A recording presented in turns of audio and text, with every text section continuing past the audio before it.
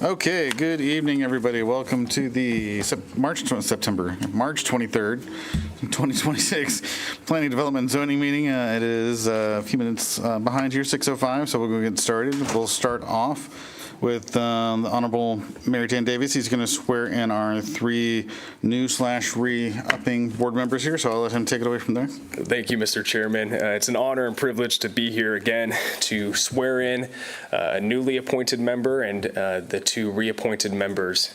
So if you guys will stand and join me here, the three of you.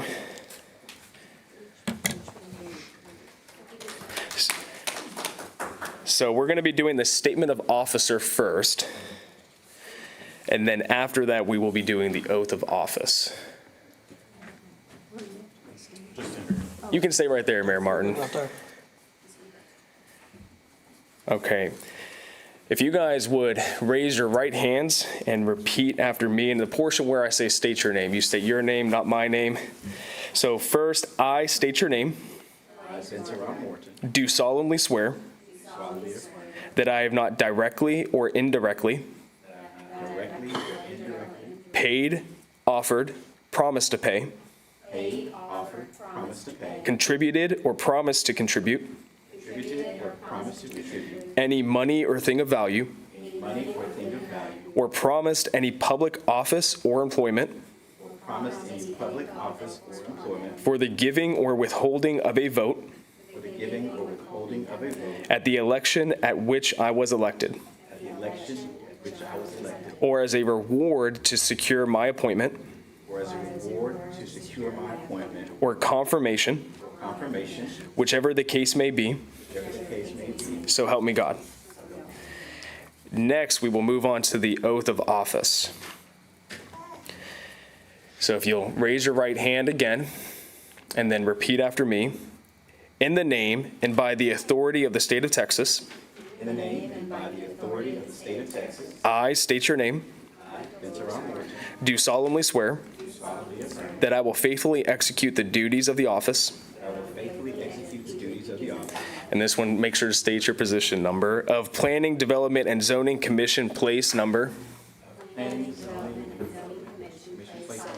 Oh, there we go. Good job, guys. Of the city of Manvel. Of the state of Texas, and will to the best of my ability preserve, protect, and defend the Constitution and the laws of the United States and of this state, and the charter and the ordinance of this city, so help me God. Congratulations. Now, before you guys leave tonight, we got to make sure to keep Miss Tammy happy. If you guys will please sign those, so that way Miss Tammy can get a copy, that would be much appreciated. Thank you for your service, and I look forward to working with you. Thank you, Mr. Mayor.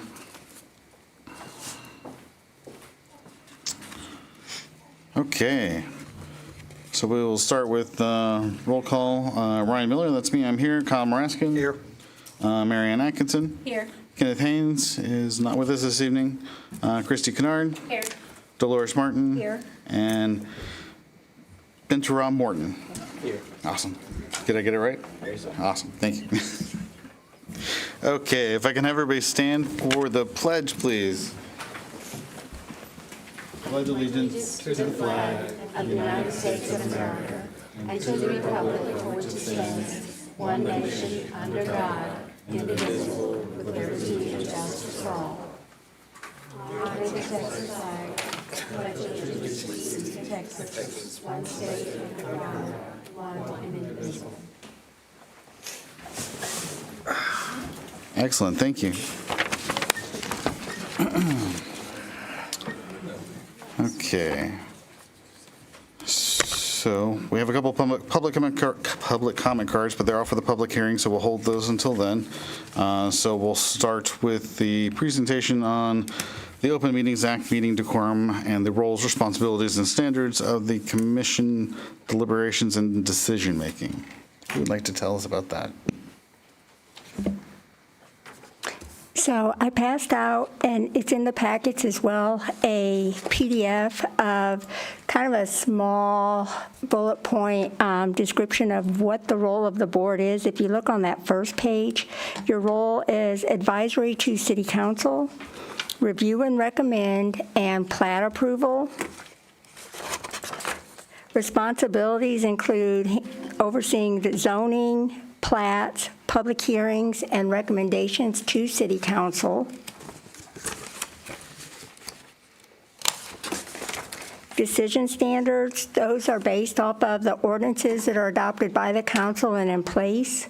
The comprehensive plan, both through the public's input, the public hearings and council adoption, and then the staff and public input. So staff through the staff reports, public input through public hearings. So those are all the different things that should be taken into consideration when making a decision on an item.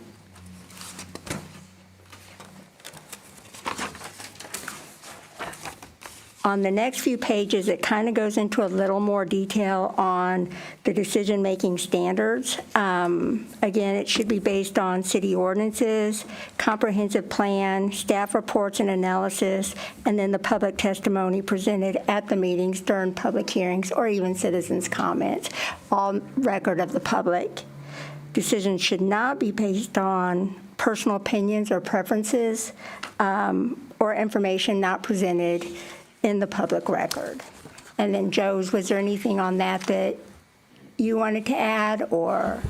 I think that covers the gist of it, and we can, if you all have any additional questions, or if we need to have a detailed one-on-one discussion on a specific question you have, I'll be available for it.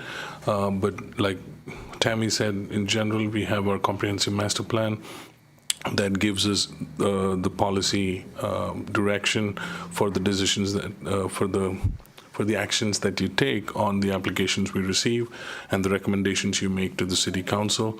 And also on the plat approvals, there are specific standards and requirements that have been adopted. We review it, we provide you with a staff report that gives you details and background information, and use those as your references while you take the action that you take.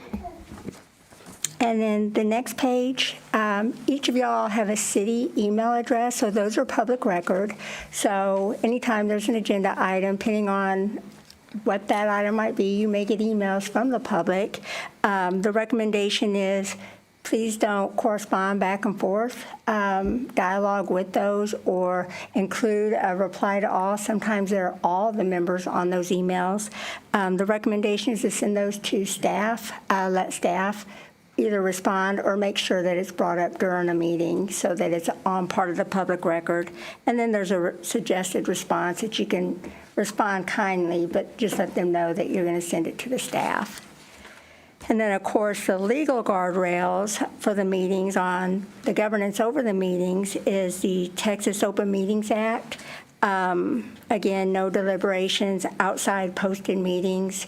Make sure to be mindful of daisy chains and walking quorums and private meetings.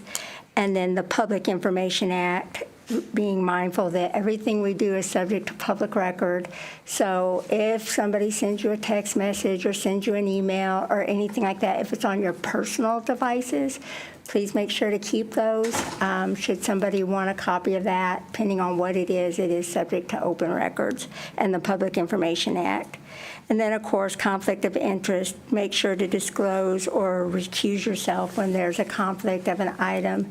A situation might be I'm going to use Christy as a realtor, a piece of property that you might be representing the property owner and is under a zoning change, and that may impact you. So just make sure that you are aware of that and follow the proper form for that. And then, Bobby, is there anything? Well, I'd like to reinforce a couple of things that Tammy said, especially for Dr. Morton. I don't know if you've been on a planning or commission or zoning commission before, but you got some old timers here. They're probably sick of hearing this, but I guess I'll just assume that I'll start at the bottom. But one thing I'd like to reinforce, planning and zoning, your subdivision plats and your zoning are each a little bit different, like you have two hats. When you're looking at subdivision plats, City Council has delegated the authority to act on the City Council to approve or disapprove a plat. So they've given you that, basically, that big authority to be the final authority on the platting. And a plat is, I always like to make this kind of comparison, because a lot of people know what a building permit is. You know, if you meet code, you get your building permit, you can build the house. There's not a lot of discretion for a building official. It can be the ugliest house in the world, but if you meet code, you get your building permit. There's not discretion. If you meet code, you get your permit. A plat is kind of like a building permit for infrastructure. And if a developer or somebody who's coming in to get a plat approved, if they meet the code and they meet the subdivision ordinance, you need to get the plat needs to be approved, even if you don't like maybe what's going in there or not. You really don't have any discretion. It's really ministerial. Zoning, on the other hand, you're a recommending agency. You don't actually do that. You're not the final authority on the zoning change, but you make a recommendation. And you have some discretion in there to see, because one of the questions is going to be, if you're going to rezone a piece of property, is it compatible with the surrounding land use? That may be something maybe you don't all agree on, but that's what you're going to come to, I guess, when your vote to make a recommendation to council, and then council can be the ultimate decider on that. But you have a lot of discretion in zoning matters that you don't have when you're looking at plats. And you'll see both on your agenda from time to time. One agenda may have all plats, another agenda may have, you know, a rezoning that they want to recommend, or there may be both. But there's kind of two different hats and two different approaches that I just wanted to reinforce, that your responsibilities and your roles a little bit different for each one. And a lot of people might not see that when they, you know, get onto the commission. And the other thing I really want to reinforce, there's a huge movement to be really wary about any kind of communication, whether it's a text message, a Facebook message, any type of, you know, letter in writing even, that if you create something on public business, now that you've been sworn in, you have fewer rights than you did a few minutes ago before you were sworn in, because now anything that you create, any document you create involving public business is subject to the Public Information Act. Generally, people can see that. There's some exceptions that we file, but generally they can see. So if you're text messaging to somebody on the commission, that can be, you know, asked for in a public information request, and we would most likely have to disclose that. So please, you know, be mindful that when you're making text messages, emails, or what have you, any type of document, that's going to be subject to the Open Records Act, just like Tammy said. And I know a lot of people think, you know, a text message, sometimes you don't think twice about it, and you can be having discussion. And if you have a discussion amongst a whole quorum that's not in a posted meeting, then that violates another law, the Open Meetings Act. So that's why we always suggest, if you get any type of text message or other, you should probably just say, you know, please email me through my email address, official city email address. The reason is, if somebody makes an open records request, we just tell IT, they go to the server, they take all the emails and they give them to Tammy or I to look at, and then they can go to the requestor. If not, if you're doing it on your own phone, your text, we'd have to get snapshots of each of those, you know, text messages or so given to Tammy, because we still have to review those if they're public records.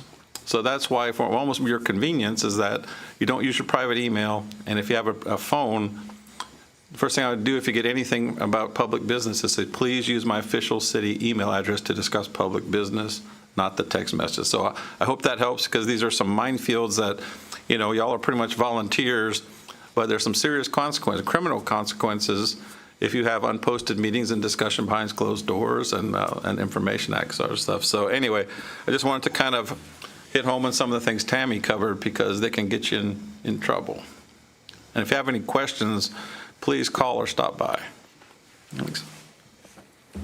And then the only thing I'm going to end with on that, each of you have taken the Open Meetings Act and the Public Information Act training online. Dr. Morton, I emailed those links to you. You have 90 days from the date that you're sworn in, but I'll send those links out again if you guys want to rewatch them as a refresher, so you'll have those links. The only other piece is the daisy chain. That one's a little bit tricky in that you may not be meeting with the quorum of the board, but just be mindful, if you have 3 of you talking about a topic and then one of you mention it to another board member, you've caused a daisy chain, which then constitutes a quorum. So just be mindful that even when you're not necessarily intending to have a private meeting, it can cause one.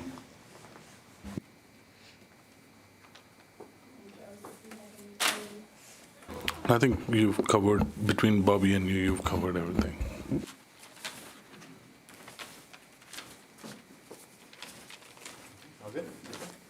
Thank you very much. Okay. Up next is going to be staff presentation on the public hearing, which is the Manvel Comprehensive Plan. So I'm assuming, Joe's, will you take it away?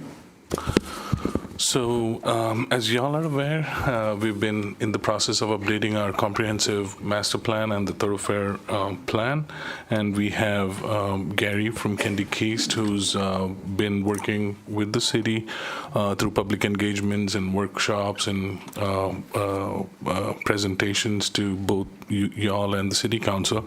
And now we are getting closer to the end of the process, where we have a draft document and a draft map that was presented to the community as an open house, and we've reached out on social media for input as well. And at tonight's meeting, we are having the first public hearing to present the drafts to you, and then there's an action item as part of the regular agenda for y'all to make a recommendation to the city council. With that, Gary? Mr. Chairman and Commissioners, so my purpose here is to just give you an overview. The plan had come before you when it was at draft stages at different points. This is now the overall draft proposed plan. And so I'll give you an overview so everybody's on the same page on where the content stands. And then there's the item later on the agenda to actually deliberate on that between staff and myself can help with that discussion and questions. So let's see. And just wanted to point out for everybody, because we've seen on social media, the plan and the maps are on the city website, so you can see them in much greater resolution. You can download them there. So just wanted to point that out. There's a future Manvel page on the website. If you search for that, there'll be the links to those items. So the city last adopted a comprehensive plan in 2015, about 10 years ago. So this was a good time with all the change since to update the plan. And at the same time, and comprehensive plans are kind of the big picture view of where your community is headed the next 5, 10, and even beyond years into the future, along with various other plans that the city does. The city's thoroughfare plan was also updated in previous years, including in 2021 and other interim updates. So as part of this comprehensive plan update, the thoroughfare plan map has also been revisited. So we'll talk about that as well. So this process was done in 3 phases. We first looked at where you are today and then turned to the future outlook. And we're now in this final stage of bringing it to the commission and then ultimately to council for consideration.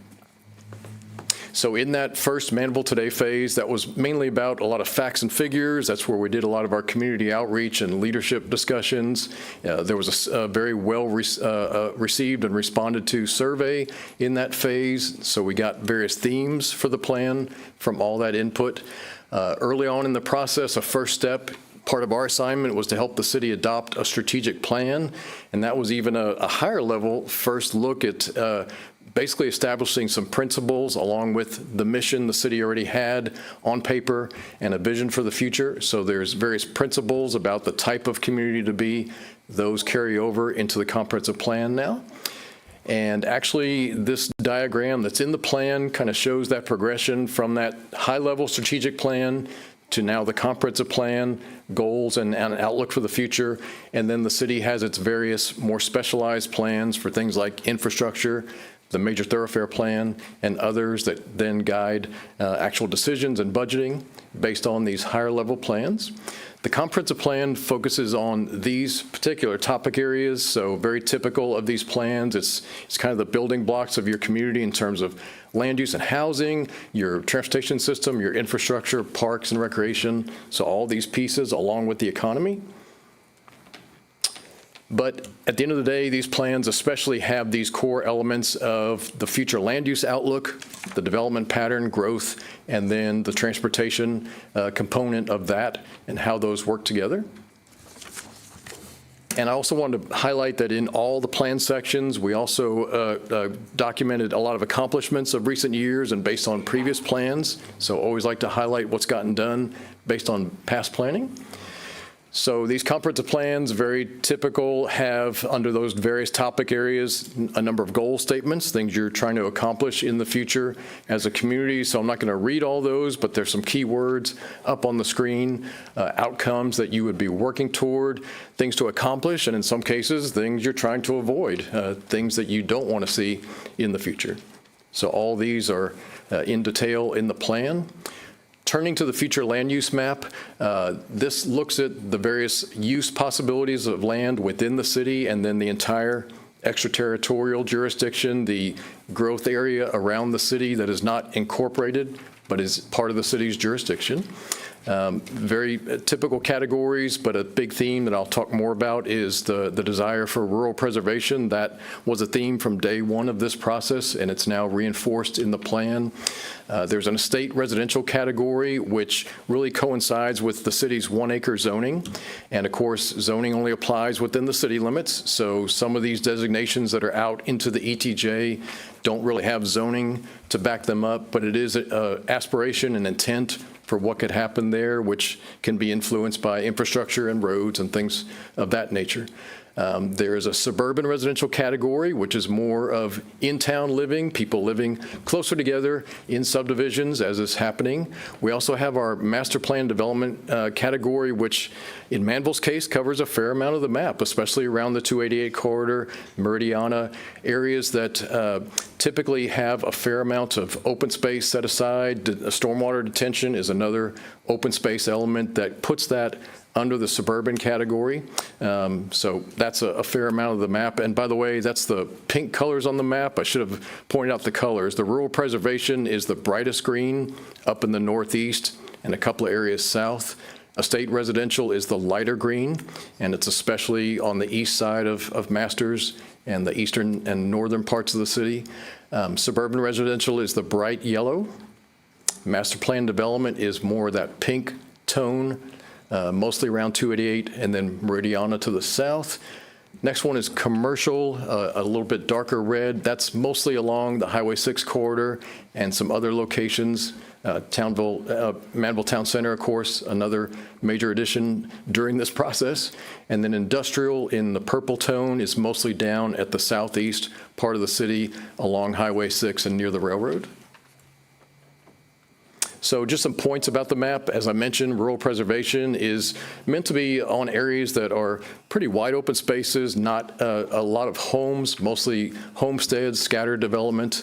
Floodplain is the factor in some of those areas. As I mentioned, the estate residential is areas that were platted for 1 acre or larger in some cases, development. Usually not city infrastructure in terms of central water or sewer, it's septic and wells in some cases. The most intensive development in general, looking at the map, is shown around the major corridors, Highway 288 and the Highway 6 corridor. Here's some of that description again of the master plan development category. Some of those developments, as you know, have a mix of uses. There may be, as in Valencia, there may be some retail or office space within, or a mix of different lot sizes and housing, the open space aspect, and as I mentioned, the stormwater detention that adds to open space and green in many cases. Commercial toward the major roads, the ongoing industrial focus, as I mentioned, southeast, and then on the future land use map, public facilities are called out and labeled because they appear in many different areas as a type of land use. Just wanted to point out in the land use section of the plan, there is a separate figure that takes the future land use map and highlights some locations where commercial or mixed-use development could happen in the future. It's not on the map now. It's generally areas that are probably shown as residential mostly. The reason we did that is a lot of future land use maps and then some zoning maps are ambitious in terms of the amount of commercial that is shown beyond market realities at this stage. So what this map gives you is if you had some zoning requests or over time as you update this plan, those areas could shift into commercial as the map is updated or as proposals come forward and are approved. Typically at major intersections, as you know, commercial, the old line of commercial following rooftops. So as your development builds out, residential development, commercial may show up in some of these areas. So at the back of the future land use section, there's also some charts that show how the numbers worked out on these maps. And these first numbers are for inside the city limits. So it worked out just to where the residential types are fairly in balance. Each of those categories is about 20%. And bear with me, I got to step aside so I can see some of the numbers. About 13% of the city limits is in either commercial or industrial.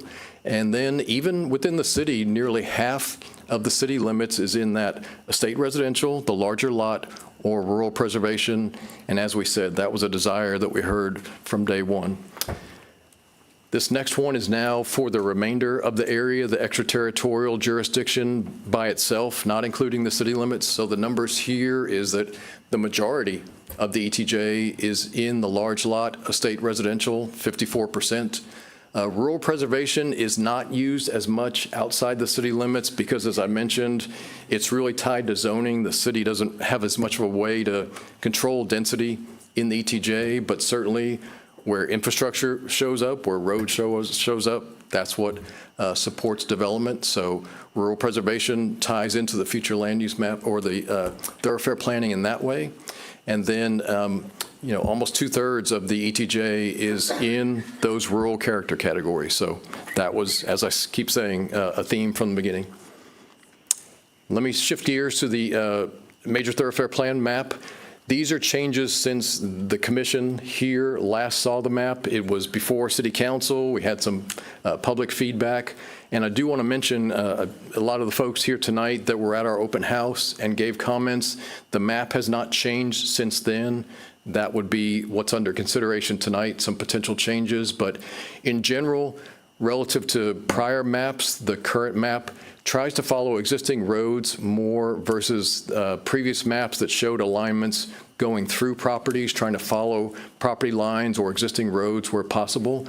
Overall, this map is less dense with roadways than previous maps. Alignments have been taken off the map through this update process, either as not realistic or because of concerns about those. In some cases, we lowered the type of roadway, and there's the legend again, from Highway 288, which is a full-scale limited access highway, to a major thoroughfare, that's Highway 6, heavy-duty or heavy volume roadway. Parkway is the next level down, and then arterial, and then collector. Collectors, the roads that distribute traffic to the larger roadways, or people get to their neighborhoods, to their homes on collectors off of the major roadways. So in big picture, continued focus on those continuous roadways that would get you across town or handle more traffic, especially providing some alternatives to Highway 288 north and south. So here are specific changes since the last time the map was here at the commission. Just adjustment in the alignment of Kirby Drive in one location, getting down toward Highway 6. If you're familiar, there's a couple of pockets of ETJ donut hole locations that are not in the city limits. The alignment was adjusted there as development proposals are coming forward, and also changed the classification of Kirby to Parkway. It was arterial at one point, now it's Parkway, and we had some comments during the public review that it would be great to have that connection all the way south, especially with Manvel Town Center now there from the neighborhoods farther north. Charlotte Street previously had stopped where the future Manvel Parkway is shown east of 288. It now extends all the way to 288. That's tied to the pending Presidio development and how that may be laid out. But Charlotte could potentially get a person all the way to the Highway 288 corridor. Iowa Lane was previously shown south as a collector, south of State Highway 6. It now connects to Alleluia Trail, more of a continuous connection there versus just terminating south of Highway 6. We removed McCoy Road, the extension of McCoy Road that was going to go north and then link up to Patterson and be a collector on Patterson. Those are both removed from the map at this point. And north of State Highway 6, both Lewis Lane and Cemetery Road were arterials before. They've been lowered to collector because they're not very continuous roadways. So typically arterials and those higher roadways cover longer distances and take you more distance. At the back of the plan, there's now a plan implementation section, and this section talks about how these plans are translated into action, but there's also a smaller set of actions from the different plan sections that are highlighted. And I'm not going to go through all these specifically. They were at our open house, and we did a voting exercise for priorities. But you'll see as you look through these that some of them are tied to facilities, physical improvements, some involve roadways, some are programs, and some are additional levels of planning, as I mentioned with that diagram up front. So, for example, the first one, and these are in no priority order, but preparing a new Parks, Trails, and Recreation Master Plan that would help the city pursue grant opportunities. And then on each of these, we've also put whether it potentially is something to tackle in the next few years, a few more years after that, years 3 through 5, or even a little later, depending on resources, partners, all those types of considerations. So I will flip through these, but as I say, kind of a mix of items from across the plan, some that are relatively easy to pursue, some that will take more time, more resources, so those are in the later years. In the packet, final item was a memo that we prepared based on the public feedback that we received at the open house and also through social media.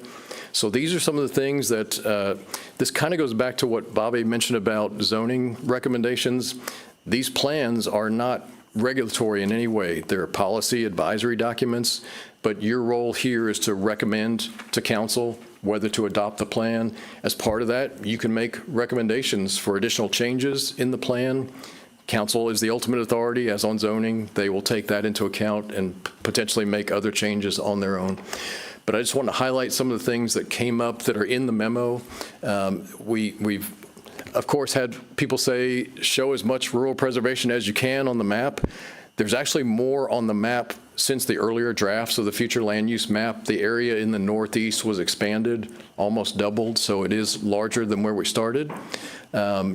There's been a fair amount of feedback from the folks that live in the Markham Road area about the alignment that's, it covers a lot more area, but it happens to overlap with the segment of Markham Road that's there today. So we heard a number of reasons why they'd like to see that either go away or be brought down to a collector. It's currently shown as an arterial because of some of the constraints in that area. It's an alignment that's been on the county thoroughfare map. So that's one of the reasons it's been on the city map in the past. On Del Bella Road, we had some folks along County Road 90 that live in homes that front on that road. So, of course, they're concerned about seeing that road either widened or as an arterial in the future. So would not like to see the parkway designation there. In that same area and on the map, where Del Bella Boulevard comes across from the 288 area to the east toward Del Bella Road, at the last stage, it turns north, kind of northeasterly to link to Lyra Road. On the current MTP map, it goes straight across Del Bella Boulevard, straight across into Del Bella Road, which kind of creates an angle intersection, but that's the way it's been on the map. The proposed map shows Del Bella Boulevard kind of curving northeast to a link to Lyra Road, which of course connects with a bridge potentially across the creek or the bayou, would connect to Old Chocolate Bayou. So, so some folks didn't want to see that connection directly. They'd rather keep it the way it is, going straight into Del Bella Road. We can bring up the maps later. I know I'm talking just in words about some of these items. And then the last two were just some concerns expressed. There's some homeowners, of course, or property owners in the Croy Road area. Pollard is shown on the map extending north from Valencia up to Croy, so there was some concern about that. And then this was one person's comment, just that in general, thoroughfares coming through residential areas can bring outsiders and crime concerns. Another person on social media responded with the typical answer. It's that you're trying to have a more connected roadway system, so emergency vehicles, other vehicles have multiple routes to get places and to access areas. So those are some of the items that for potential consideration tonight. Next step after tonight, depending on your decisions later, is a public hearing also at City Council, and they would consider the plans on April 6th. So I will leave it there, and as I say, we'll be back when this is on your agenda later. Thank you. Excellent, thank you. Thank you. Okay. Joes, did you have anything else you needed to add, anything before we moved on? I think Gary covered pretty much everything. And, Excellent. we can move on to the public hearing. Okay, so up next, we'll move on to the public hearing. So the public hearing is going to be your opportunity to express your input on this topic to us. So if you can, we have a couple of people to talk tonight. So when you come up to the microphone, if you'll just state your name for the record and your address. And then I do have a couple of people that have filled out forms, so I'll start by calling them up, and then we'll just take hands from the audience. So the public hearing is to hear input from the public regarding the proposed Manvel Comprehensive Plan, including a proposed update to the major thoroughfare plan map. So let's start with Dirk or Dakota Dowd. Would you like to start? Actually, waiting on Sister to get here is if we Yeah, could go last. we can get back to you. That's fine. Let's see. We have a Dirk Allen. Well, family. Okay. Michael White? Yep. Yes, sir. If you'd like to come up, and if I can just get everybody to limit their comments to 3 minutes, please. Do my best. Hey everyone, my name is Michael White. I live at 6405 Del Bello Boulevard, the old part of Del Bello Boulevard. My house was built by Del Bello. So that road currently serves 9 households. I'm in the process of collecting signatures from all 9 of them that oppose the parkway that is supposed to go through there. While we appreciate the city's efforts and everything that's happening in the area, we just feel that connecting the new Del Bello Lakes with the old Del Bello Boulevard puts all of us living there at sort of an undue burden for highway access. We'd be right, in line with Keating Toyota. So, our kids ride our bikes in the streets. It's very quiet. It's very peaceful. It's that rural feel. But we feel that having a 4-lane parkway going in front of our house wouldn't be the best. So, for that reason, we oppose the parkway going through there. And that's all I have. Thank you. And could you just clarify for me one more time the road that you're talking about? Del Bello Boulevard. Boulevard, between where and where? It's connecting where the new Del Bello Lakes is, like Keating Toyota, to, I think he was talking about that little curve that goes Okay. to Lyra. So it would be that small little section there. Okay, perfect. Yeah, it tees with Pollard. Perfect. Thank you. Thank you. Okay, up next, see I've got a Zachary or Angie Alley. Great, thank you.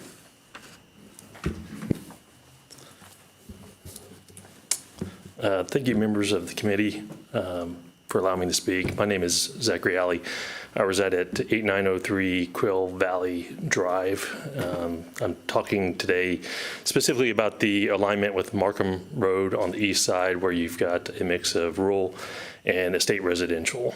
I'm deeply concerned about the current thoroughfares plans designation of Markham Road as a major 4-lane thoroughfare or under any other designation. The proposal, in my opinion, doesn't preserve our rural green space. It would destroy it, paving over it, and paving over the very essence of what brought me here to Manvel. Our city council, our county officials, several citizens have been at the town hall, have voiced strong concerns about this plan. Each have expressed concerns that this sends the wrong message to developers who are eager to capitalize on investments by eyeing cheaper rural lands. Now, I witnessed this firsthand last Monday when a developer on Northern Masters Road presented its plans to the city council saying in 2020, we designed the plan in alignment with the city's thoroughfare plan. It includes designs that look like a farmhouse, and we will have space for a local farmer's market. To that I respond, we don't need something that looks like a farmhouse when a real one does just fine. And what good is a local farmer's market when there's no land to farm? By continuing to greenlight this plan in its current draft, we're essentially inviting unchecked sprawl that prioritizes profit over rural preservation. Imagine the consequences. A 2 or 4 lane road would multiply traffic by 1,000-fold and cut a line straight down the middle of our neighborhood in Quill Valley. It would attract looky-loos and opportunists, increasing crime in our quiet neighborhood. And just take one drive down Texas 99 and ask yourself, would you want this in your front yard? Unfortunately, like Texas 299, this area is a mixed bag of city and county land, and because of that, we can expect any road through the area will meet similar discord in both maintenance and policing. And inevitably, this plan would spur unwarranted and unwanted commercial development, strip malls, gas stations, and warehouses that erode our green space forever. Committee members, this is an opportunity to act decisively. I encourage you to recommend the removal of Markham Road, specifically north of Highway 6, from the thoroughfare plan entirely. This action would send a clear message and powerful message to future developers that this rural area is off limits. Let us protect our green space, honor the concerns of our community, and ensure that Manvel remains a haven of natural beauty, not a corridor of concrete gas stations and strip malls. And I thank you for your time. Thank you, sir. Okay. Up next, I have Jennifer Curtis.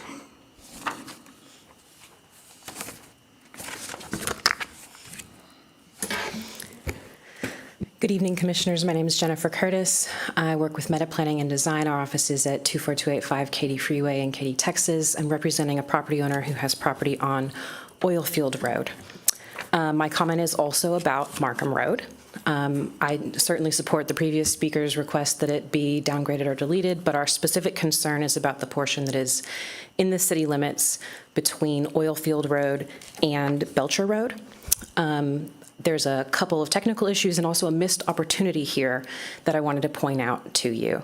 The missed opportunity is that on a property line in this area, there is already right-of-way dedicated on paper that could be used for a collector street or something, not as intensive as a thoroughfare, but that no new right-of-way would need to be taken from property owners in order to create that road. That right-of-way already exists on paper. The road just needs to be built.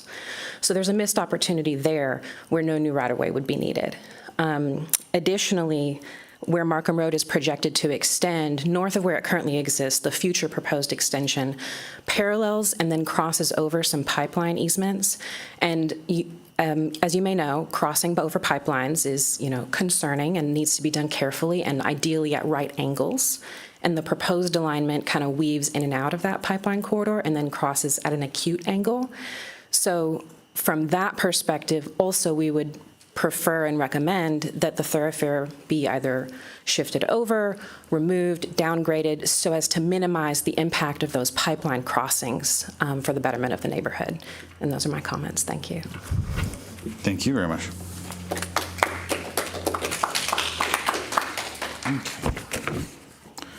Okay. We'll take, unless you're ready now, we'll take hands from the audience instead. Okay.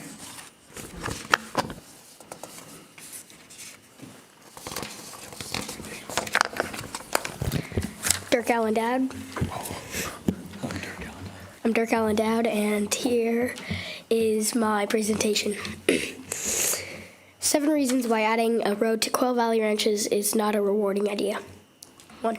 Your Honor, if you add a major road, how will it benefit the city of Manvel? Population, maybe economy, but then think about the cons of adding a road, like death, pollution. And if you, the Manvel City Council, build this road, you know what the consequences can be.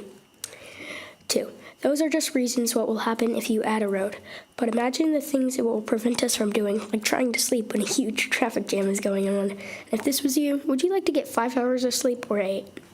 Put yourself in my position. Your property is being torn up just for a road. Would you encourage tearing down your home or try not to let them tear down your neighborhood? But I get that our own house will not be torn down. Okay. I get that you want Manvel to be its best, but is this the way? Think of the people affected by the action. Are they happy, sad, mad, or just heartbroken? 5. Isn't Mr. Markham's road private? I mean, the signs clearly say private road. Did you ask Gary if you could use his road? Mr. Markham, did they ask you if they could use your road? Okay, thank you. 6. Accidents account for nearly 1/2 of all teenage deaths. Motor vehicle fatality is the leading cause of death to teenagers, representing over 1/3 of all deaths. In Quail Valley Ranches, we have no traffic deaths. I'd like to keep it that way. 7. If you could remake Manvel, would you make it the city with major roads left and right, major lanes left and right, or the small little country town it is today? Finally, ending statement. Quail Valley Ranches has always been that small little town that will remain in my heart forever. So do you want me to remember that city where that major road is, or that little country town where life itself slows down? I yield the rest of my time to my sister Dakota Dowd. Thank you. Thank you. Dakota Dowd, 9018 Quail Ridge Drive. Good evening. My name is Dakota Dowd. I live in Quail Valley Ranches, and I've been to the meetings, and I know what's happening. I loathe the thoroughfare plan, as it will invite others into our neighborhood, including more crime, accidents, and more litter. I say this because my family and I pick up trash on the side of the road when we see it. More people equals more trash, and there's only so much a family can do. Now, I know the road won't be coming until I'm out of the neighborhood, but I'm saying this to create a life like mine for others who will come into the neighborhood. Kids, elders, everyone who gets to experience the life that I have now. Seeing the stars at night, riding bikes and scooters around the road without the fear of cars, and wildlife that surrounds me. So please, don't put the road there so others can have the rural Manvel life they dreamed of. Thank you. I yield the rest of my time to my father. Thank you. Okay, those are my kids. My name is also Dirk Dowd. I live at 9018 Quail Ridge Drive. And you've heard tonight from my daughter Dakota, who's 11, my son, who's 9. I want to thank the council for giving them the floor. In our family, we teach our kids that their voices matter, and the best way to use those voices are through the proper municipal process. Tonight, they did exactly that, and I'm proud of both of y'all. We are a yes ma'am, no sir household, open the door kind of family, hold the door open kind of family. We choose not to live in a master plan community. We raise our kids with a say yes and let God do the rest mindset. We chose Quail Valley Ranches deliberately because we believe the values you build into a child come from the life they actually live. Our kids camp in the backyard, ride dirt bikes, raise farm animals, and go kayak fishing. I'm pretty sure Dirk could tie his first fishing net before he could tie his first shoe. You can't put a dollar value on that, and you can't get that back once it's gone. Quail Valley Ranches isn't just a place on a map. It's 15 to 20 properties, and every one of those families is an extension of ours. Anytime Lindsay and I are working on our property, neighbors show up with tractors, tools, and advice that I totally didn't need, but my wife makes me use anyway. We don't send each other Christmas cards. We make each other Christmas cookies. Shout out to Miss Jeffrey. Our kids are some of the only trick-or-treat aged children in the neighborhood. Every single neighbor has candy ready for them on Halloween night. It's just who these people are. How many of you can still borrow a cup of sugar from your neighbor, and how many of those neighbors are willing to drive it over on a tractor for you? That's Quail Valley Ranches. That's what Quail Valley Ranches is, and that's the community this proposal is literally trying to divide. Quail Valley Ranches is governed by recorded deed restrictions filed with Brazoria County that limit every property to private family residential use only. Those restrictions run with the land. They don't disappear when a property changes hands, which means no developer can simply buy their way around them. Placing an arterial road designation through our deed-restricted community serves no one who currently lives there. It exists on that map for one reason, to make it easier for future developers to justify acquiring our land. This is at the heart of our concern. The moment this designation gets carried into the comprehensive plan update, it becomes significantly harder to remove. This is the moment you can stop it. Our ask is specific and reasonable. Remove Markham Road from the future thoroughfare map before it moves into the comprehensive plan. Do not let a developer's future wish list sit on a city planning map dressed up as infrastructure policy. My kids stood up here tonight because we taught them their voices matter. I'm standing up here for the same reason, because the life they're living in Manvel, and more specifically in Quail Valley Ranches, is worth every bit of this fight. Thank you. Thank you. Okay, we'll take hands from the floor now. Second call for public comments. Yes, ma'am.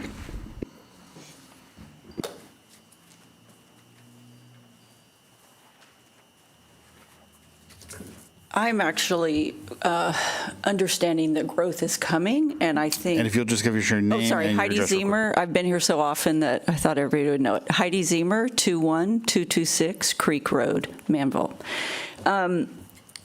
Growth is coming, but I substitute teach over the last 3 years in 5 different school districts in the area. So Fort Bend, Pearland, Alvin, Clear Creek. So I've driven these roads a lot. And what I'm afraid of is that Highway 6 and 288 is going to become a complete mess. It's already getting there. And going to Fort Bend County to substitute teach, you just don't stay on Highway 6. You try to get on roads that are parallel to it as soon as possible. And I just see Manvel going in a bad direction. I think growth is coming, and we can't put our heads in the sand and say it's not going to. But I think Manvel's going in a really bad direction. I don't think it's going to affect me. I am the Markham road there, so I think it's far enough down the road that, frankly, it's not going to affect me, but it is going to affect Manvel. And I think the thoroughfare plan should be separated out. I don't think people are happy with it. I got a call from somebody about the park plan from, is it Texas Southern? They're doing an intensive, deep study on the parks. Why can't we get somebody to do that with the traffic in Manvel? I think traffic, is this cutting in and out? Yep, sorry.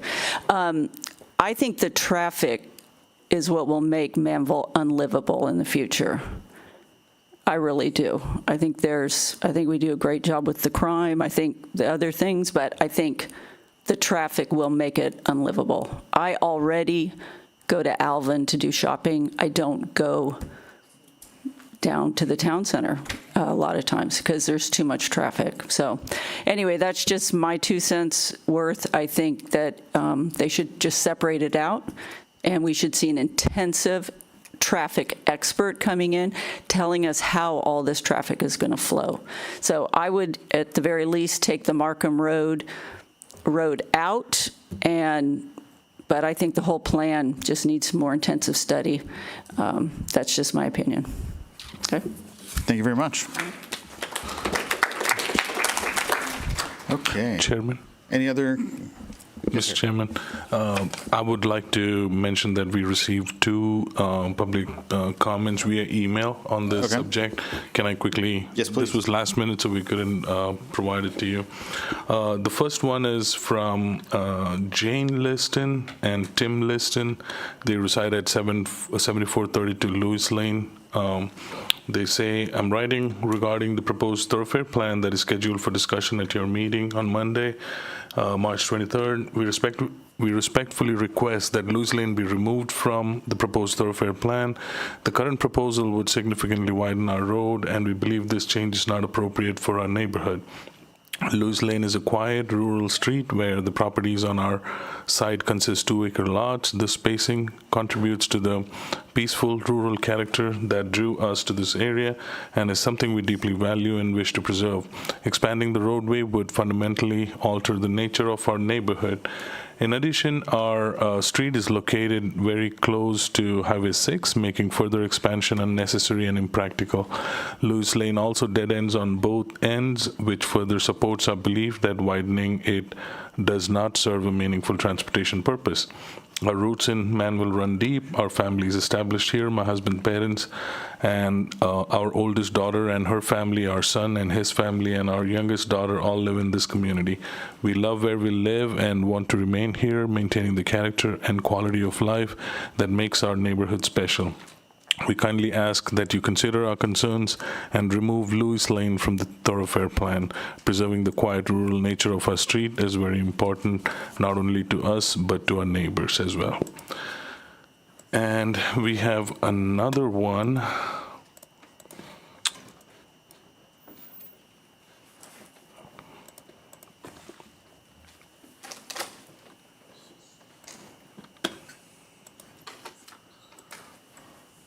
Yeah. So this is from Chad and Lena Rogers, residing at 7426 Lewis Lane.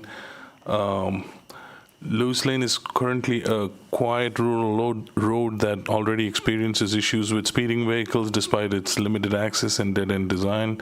Expanding or designating it as part of a larger thoroughfare network would significantly increase safety concerns, creating additional risks for families, county residents, accessing the AISD AG agriculture barn and properties along the road. Furthermore, Lewis Lane does not logically serve as a thorough route as it is a dead-end street. Its inclusion in the thoroughfare plan does not appear to align with practical traffic flow or infrastructure efficiency. With our close proximity to Highway 6, there are already established routes available to handle regional traffic without redirecting vehicles through residential rural areas. Many of us chose to live here specifically for the peaceful rural character of the community. Introducing additional traffic and encouraging cut-through use would fundamentally change the nature of our neighborhood and diminish the quality of life for residents. We respectfully ask that the city reconsider and remove Lewis Lane from the thoroughfare plan in order to preserve the safety, functionality, and rural character of our community. Excellent, thank you. Okay, so we'll do one more call for comments from the floor. Okay, so we'll close our public hearing at 7:02. Okay, we'll move on with the rest of the agenda here. So up next is going to be our consent agenda, which consists of just one item tonight, which is approving the meeting minutes to date. Can I get a motion? So moved. Second, all those in favor? I'm sorry. Motion passes unanimously, 6-0. Okay, first regular agenda item, consideration of possible action to approve Meridiana Section 28C final plat. Who would like to tell us about this? Good evening, Commission members. This is a final plat for a new residential section within Meridiana. Based on the plat submittal schedule, normally no plat is considered in the second PD&Z agenda, but as you know, the last PD&Z meeting commission, the last PD&Z commission meeting was canceled and the plat was approved in accordance with the Texas Local Government Code. However, based on the discussion that staff had with the applicant, this item was placed on tonight's agenda for the purpose of getting a PD&Z Commission's signature on the plat. So staff recommendation would be approval. Okay, thank you. Anybody have any questions?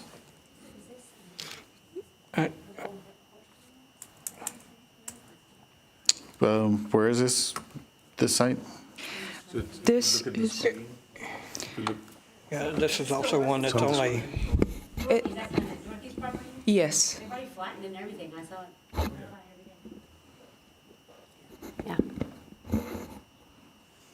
Any other questions? Yeah, no, I don't. I just don't. This one was originally small lots in the original plan, wasn't it? I think so. Yes, the Meridiana PUD was amended to allow for smaller size lots, yeah. I couldn't remember which one it was. So, yeah. Yeah. This isn't talk about the roads on it. Because it's going to funnel them. There's not going to be an exit onto No. 1128, is there? It's gonna- No. Okay, yeah, it's going to funnel into the neighborhood. Correct. And the preliminary plat was approved for this Right, I section. remember that. It is in line with the preliminary plat, and as Ellie mentioned, like, this was on the last agenda. Right.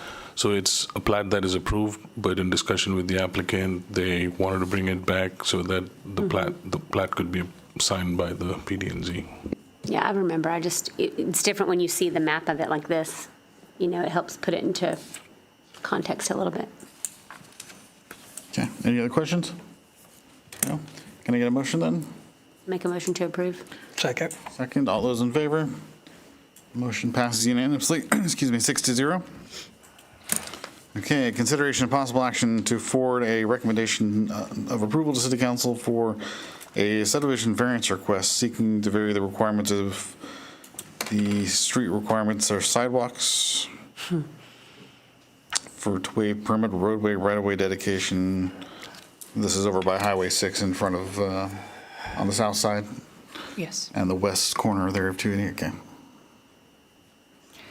So the item before you is a subdivision variance request for a 1.1 acre tract located along the south side of Highway 6, immediately west of Chevron gas station, across from Manvel Town Center HEB. Property is proposed to be developed as a Welby Bank branch.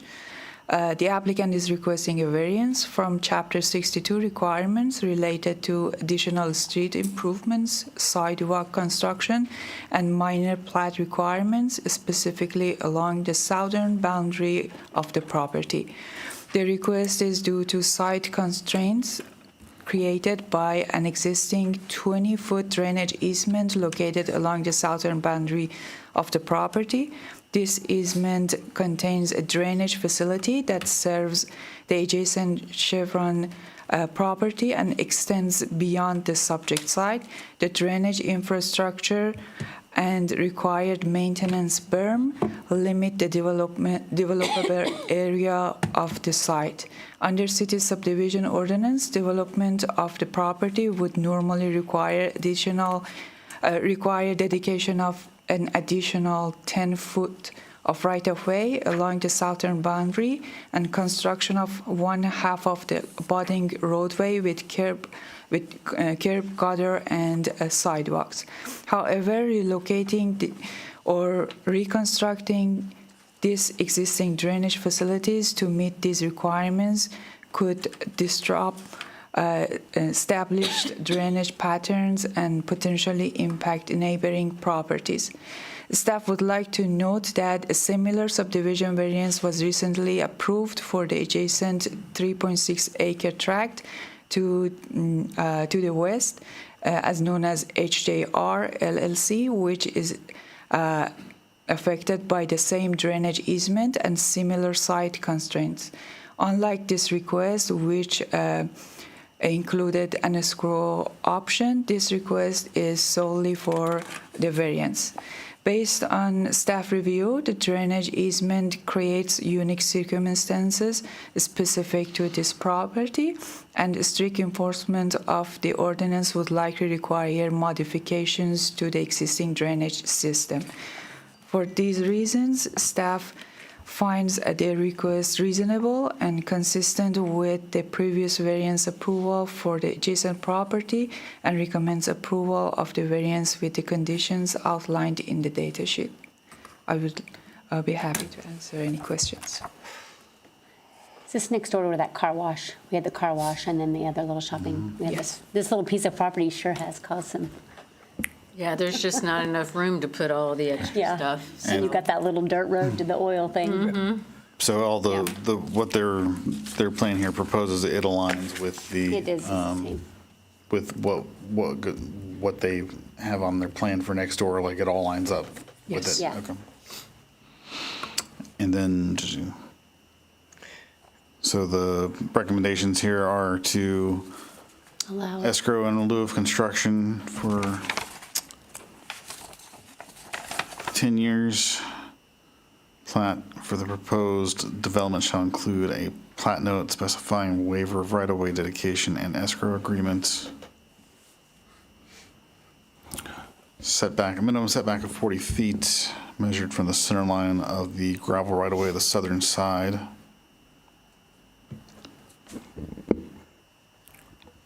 Variance shall expire and escrow funds shall be refunded to the applicant if the construction for the proposed development does not start within 2 years of the date of approval. And escrow funds will, again, just a requirement there. Okay. What questions do we have? I'm just worried on future, because if you grant this, just on this piece of property, what's it gonna do all the way down 6? Same thing. Well, we've had to do, on the So, other side of and- 6, we've had to do all those pump stations because the drainage over there is just really, really Correct. challenging. So I'm kind of, I mean, I feel like just, if we're ever going to develop the south side of Highway 6, we're going to have to continue to look at these. These are things we have to look up individually because of the constraints on that southern part. And so I think every time something wants to develop over there, we're going to have to look at it and see what makes sense because it's just we're very limited on that south side. but are we gonna have hit and miss sidewalks all the way down 6? Maybe, but the sidewalk on the southern I mean, I hate to side, put right? it that way, I really do, but. I mean, But it's not on the northern, it's the southern part of the property, right? Yes. yeah, the southern side. So that's up against, Shouldn't, Yeah, hopefully shouldn't be a nobody's back problem. there. Hopefully nobody's back there. yeah, there shouldn't be. There'll be a sidewalk on the northern part of the property, just not the Sorry, southern but- part. I'm just checking. Yeah, yeah. Yeah. No, you're correct. Yeah, the southern side of the property, that's the Chevron gas station there across from Manvel Town Center. And So there is the lot just- next door to it, in previous sessions, we've basically given them the same variance request that they've asked for here because the only thing there is that dirt road and then there's the well site and then railroad tracks. If I may just Sure. add just a little bit, I mean, everything y'all just discussed was accurate. So just for background for you, the property, if you see on the left-hand side of the red, it was granted, that was the property that was granted the variance. Now, to answer your question, so the uniqueness on this situation is that there is a drainage easement that goes from the gas station to the other property. Yeah, all the way And this is in the middle of it. So, and it's limited to that section there. So I don't think we can use the basis that we have on which the other property was approved and for which we are recommending approval, that can apply elsewhere. Right. So I would encourage that y'all look at this particular property being sandwiched between two properties with an existing easement that addresses drainage. And in a way, if we strictly enforce the requirements, there's going to be hardship, which we've already explored after a couple of meetings on the other property. So that's the reason why we're recommending what we're recommending, and it is exactly the same as what we had for the other property. Yeah, this is kind of a unique in both its Yeah. size and shape, and then you throw in that extra easement in. Yeah. That south side of Highway 6 is just like that. Yeah. Especially over there. And then, like you said, the drainage easement is behind it. What other questions do you have? Any? Motions in? I'll make a motion to approve. I'll second. Second, all those in favor? Wait, Oh, I'm Yes, sorry, with the yes. condition, Thank I'm you. sorry. I'll second. Conditions, seconds. Conditions are important. First, second, all those in favor? Motion carries 6-0. Thank you, Bobby.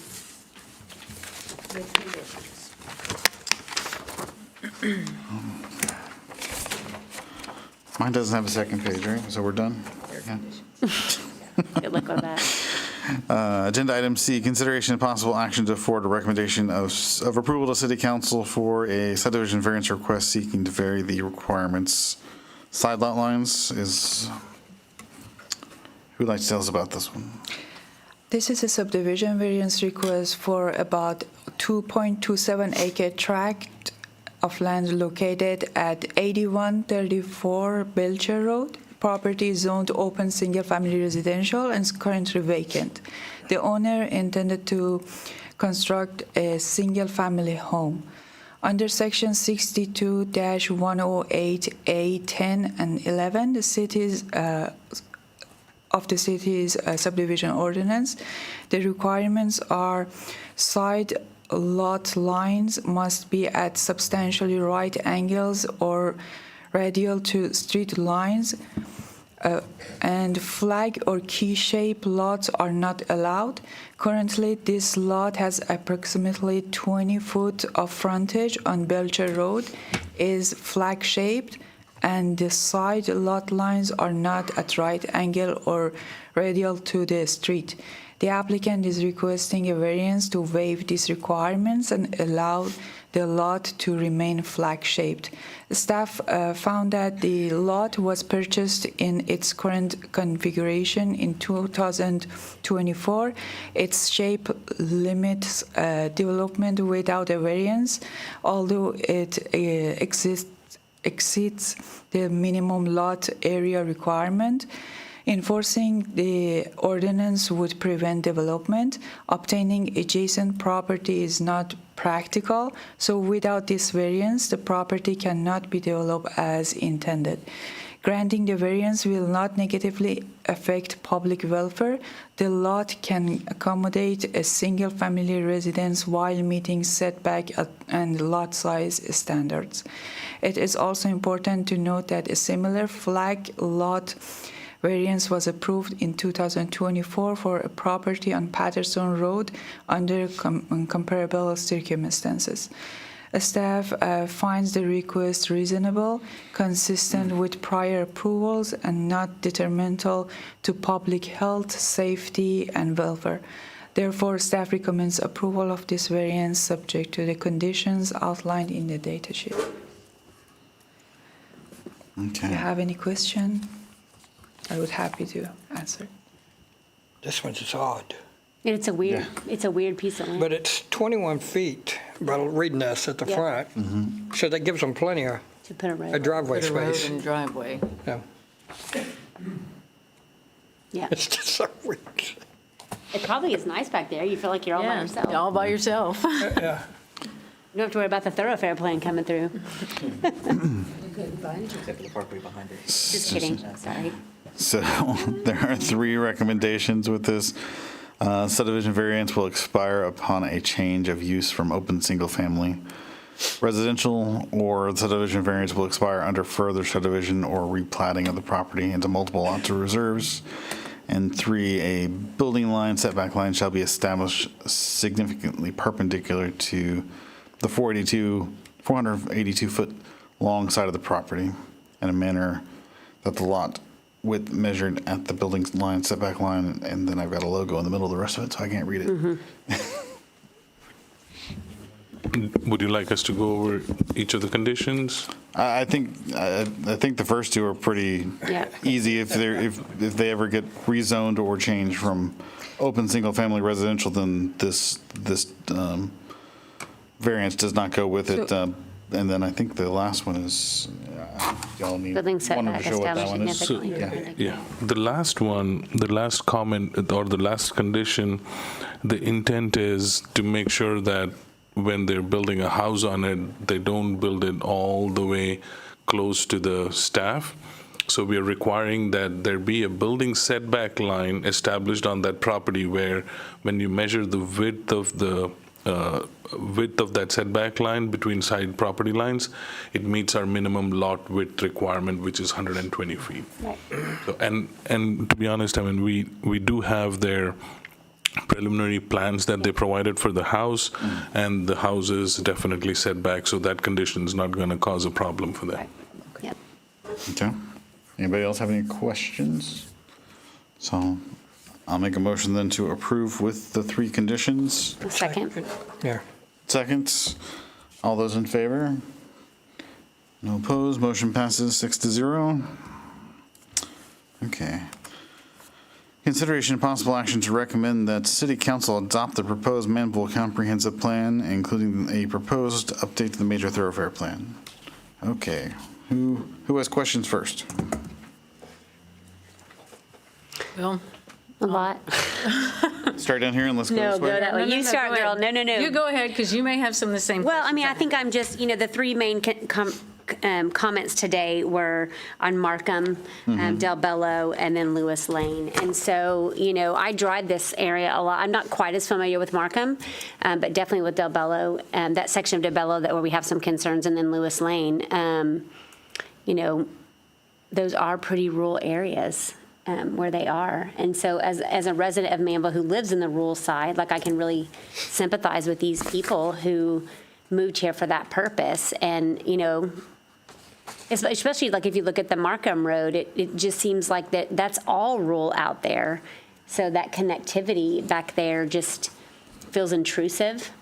I guess I feel the same way about all three of those roads, definitely. And just for clarity, Markham, that is a new addition to the thoroughfare Yeah, plan? that's new. Or a change, or a?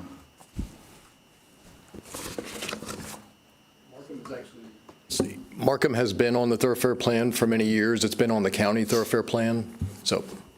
As it's proposed here, or at a different size? As it's proposed. As proposed, okay. And then, But there's one change that we made early on in the draft where the Markham Road on the north side of Highway 6, it ends at Oil Field. But on our current major thoroughfare plan, it goes further. Further up, okay. So that was the change. And then just, So it was already at Oilfield, you said? Or you extended it to Oilfield? On the proposed map, it now stops at Oilfield, where on the current adopted map, it extends beyond the Manvel ETJ. And additionally, on Markham, the current major thoroughfare plan has a larger width requirement.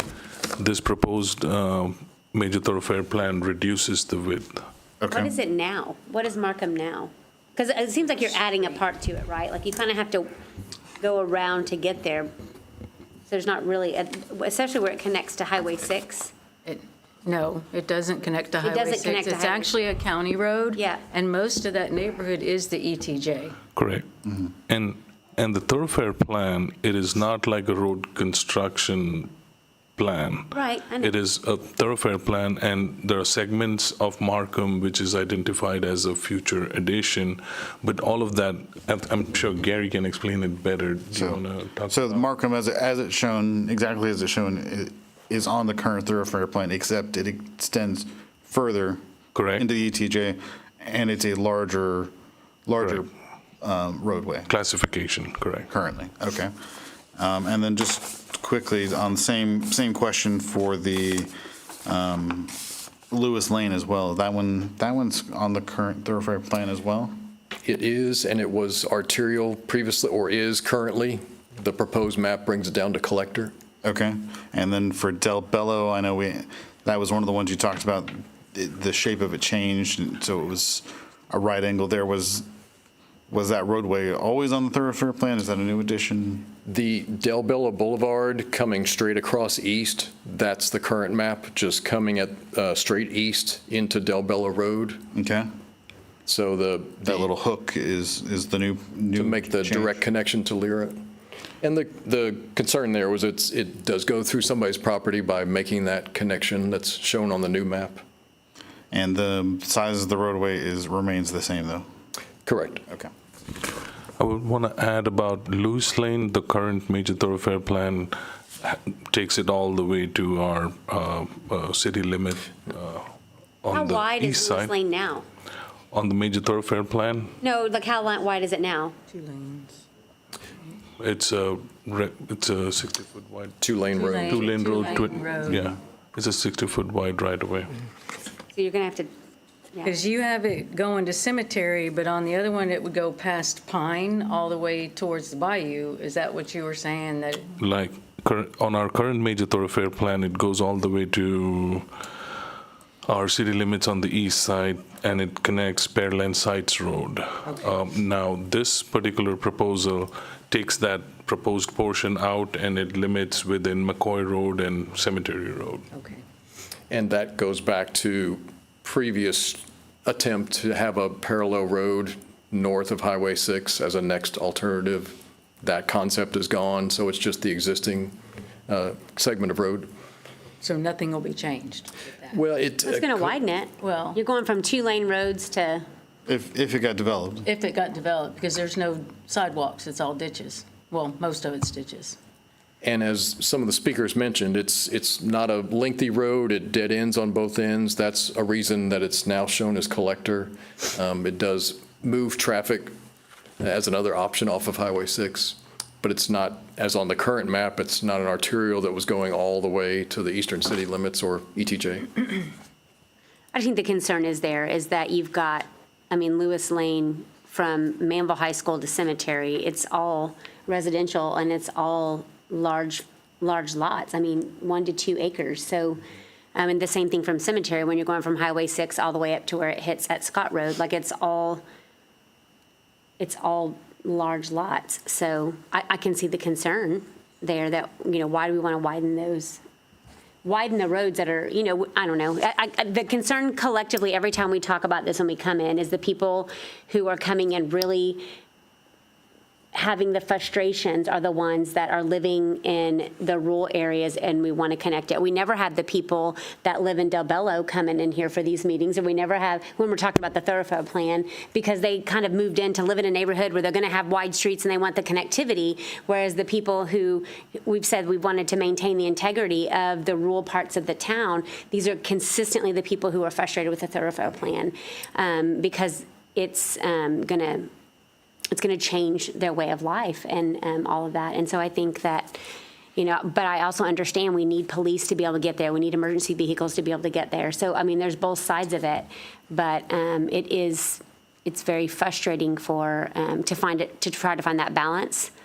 But I don't know. I think I share a lot of the same concerns with these people living in these rural areas and being very frustrated that we want to go from, 2-lane roads to these really wide roads right through the areas of large homes living on a lot of land that don't want that. But they would actually have to sell their homes or have it redeveloped before that could actually happen. I get it. So- But whenever a developer, So the question is, when they get tired and they want to leave, and somebody comes and develops it, and then we say we don't have to have a road there. No, I understand being on this committee. It's a balance. Do understand the It's a balance. complications of it, but just like some of our comments said today is, whenever developers are looking at these thoroughfare plans and they're looking and saying, oh, this is a place of development, and then they start, looking, I think it does send a message to developers that maybe isn't consistent with the residents. I have another question. Yes, ma'am, please. Hey, you go. I'm done talking now. Along those lines, a lot of these roads are headed out to Pearland sites. Whether they go all the way through or not, my concern is that road cannot handle that either. It's a 2-lane ditched road. So, when you're putting this together, I understand there's a time frame. But the amount of land that you're going to have to acquire, if it's acquirable, and then you're putting them out on a road that is kind of in an ETJ, right? And whether we don't have any real control over that, am I thinking that correctly? Yes, but the thoroughfare plan is one piece of all the pieces that need to be there for significant development to happen that would generate enough traffic to need these level of roads. So the line on the map gives the city a tool for the future if and when all those pieces come together. I understand the comments about it's sending a message that this is an area to develop, but there aren't utilities there. There aren't the other pieces that would allow significant rooftops. So the thoroughfare plan gives the city something as a baseline if and when something significant was proposed. There are some concepts in that area. If the utilities don't make sense, then these other pieces don't either. I can just add to that. I was looking at some of the satellite images before Meridiana happened, and I couldn't believe what we had previously before Meridiana Parkway happened. Same thing with McCoy Road. I did not know. I always thought that McCoy Road, as it exists now, was how it always was, and I heard that that was not the case. So as development happens, as there is a need for the traffic to be accommodated, and there will have to be coordination between city, county, and whichever entity is responsible or whichever entity has jurisdiction, and get those things done. I mean, having these designations on a major thoroughfare plan doesn't mean that all these streets are going to happen at the same time. It'll be triggered based on development. And like Gary was saying, this is the major thoroughfare plan is a policy document that gives you guidance in terms of how the transportation element of our city planning and development it gives guidance on that particular aspect where, okay, these are the connections that we need and the classification for it. And this is an update to what we already have. We're not adding significant large classifications of road as part of this update. In fact, we're looking at what we have and making those adjustments based on the input we've received in the past and from the public to where it needs to be in terms of connectivity and transportation. And of course, this public hearing process is so that we can hear more from the public and get their input.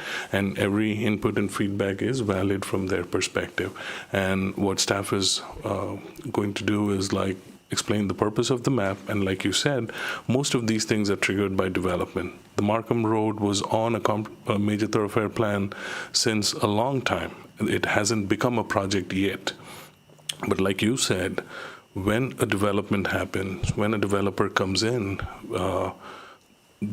having that on the major thoroughfare plan gives the city an opportunity to make sure that the developer is responsible for contributing to that particular street. And I believe we do have a representation from a developer group who's here, who it's their motivation is not based on that major thoroughfare being on the map. In fact, they're also saying that, hey, you need to adjust the major thoroughfare plan so that, or reduce the classification so that it can avoid a certain, impacting their property for development. So I just want to make sure you all understand while you're considering that, of course, we have input from the public and that those roads need to be Markham Road and Lewis Lane specifically, that they're not in favor of having those connections. But like you said, most of those things, all these streets would be development driven in terms of when it becomes a reality and how it becomes a reality. And additionally, these are policy documents which, depending on situation and circumstances, if it needs to be amended, the city can initiate an amendment, a developer can initiate an amendment, a resident can initiate an amendment. So, I mean, essentially, if somebody comes in and convinces all these people, and pick any section on the map that they need their property and they all agree to sell it to them, that's really the time that something that's already developed, that's really what's going to trigger any of this going into effect, that, they're going to put in, they're going to buy 100 lots scattered around here and turn that into some kind of subdivision or So the only business way park or Lewis Lane something. gets widened is if. We're not paying to widen. So. But what I'm saying is, like, it doesn't mean that the people have to sell it. It doesn't mean that the city can't make a decision. I mean, there's also options where, I don't know if the city has had to do that, but I mean, are all these people along Lewis Lane going to have to sell their, I mean, you know what I'm saying? Like, I don't think that's really how, is there going to be where the city decides, hey, we're going to have to take some land in order to widen these roads. And I think that's where people are fearful, is that. And I don't know if- these roads in question should be part of the rural preservation, because a lot of that stuff, they said they live out there in Quail Valley. That is all rural. That is all acreage. There is land all around there. There's nothing out there. And that, right now, I've not been that far on Markham Road where it comes up to Oilfield, but I mean, it's a little road. Lewis Lane is our rural preservation. I mean, it just kind of, I think it muddies the water a little bit, but, I understand that when a developer comes in, if the people in Quail Valley decide, okay, well, we're going to sell all of our land for hundreds of millions of dollars, and you can come put in whatever you want, but that's when they come to the city, the developer will come to the city and say, hey, this was on the plan, this is what we want to do. Is that correct? That is correct. And the major thoroughfare plan is just one piece, like Gary mentioned. We have our future land use plan. Right now, those properties are zoned residential, open single-family residential, which requires a minimum of 1 acreage. If anything alternate has to be developed, first they have to go through the zoning process, which you all are well aware of, get that approval done. And as part of that, you will have guidance from your major thoroughfare plan as well in terms of where the street needs to be and how it needs to be. And sometimes there are projects where, if on a large scale, based on what they're proposing, there could be an establishment of a PUD where you will have an opportunity to add additional requirements. So you're right in a way, but I mean, it's difficult to say this is exactly how it's going to go. But in terms of the major thoroughfare plan, it's a policy document. It's a guiding document for decisions that city makes, and usually it is, like Gary was saying, development driven. City will not initiate construction of a road without an overall plan for that area in terms of properties on both sides. And usually that is developer initiated. But on the same note, like if it's not on the thoroughfare plan and development happens, there's going to be conversations to create roads there too. So I think it goes both ways. Like if a road has to happen because people sold their property and because they want to build this neighborhood now, then it is naturally, they're going to have to create the roads for it. So I understand we have the plan, but I think the biggest concern is that at this point, there's just 2 or 3 hot spots where, there's, on the plan, it looks like, we're trying to develop these areas where the integrity of the map is that this is rural areas, and so it doesn't even make sense that it would be on the thoroughfare plan if this is a rural, an area where we're trying to keep it rural. I think that's where. And remember, these are on the thoroughfare plan already. These are already on the thoroughfare plan. And that's exactly. And every time it comes up, there's the same. It'll be the same questions. It's going to be the same questions, and the same people are, And the proposal is to decrease the proposed road size and limit their access. So.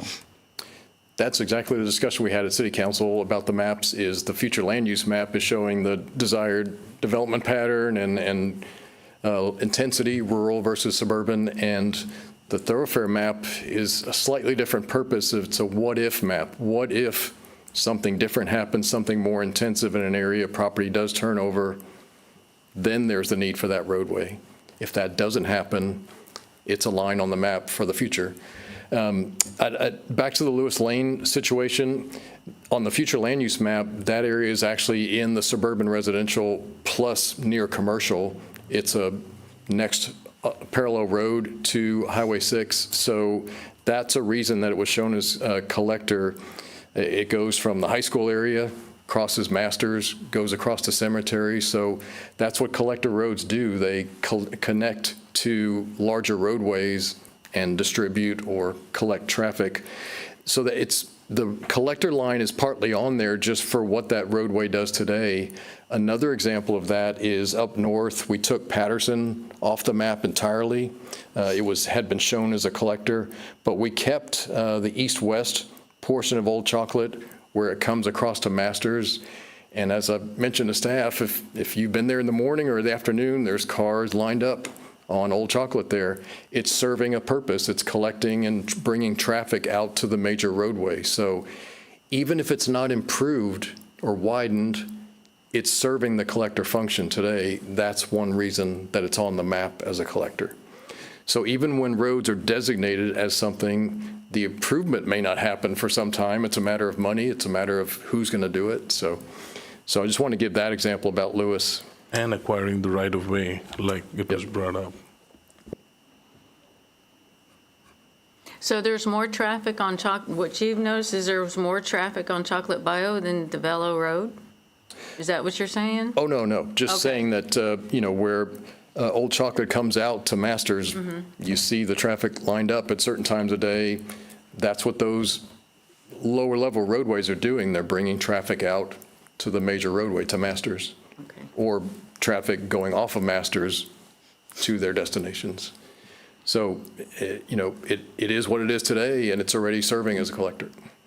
And I know just in my time here, we've altered the thoroughfare plan several times to accommodate developments or requests or what have you, just because things have happened and then all of a sudden now this makes no sense anymore.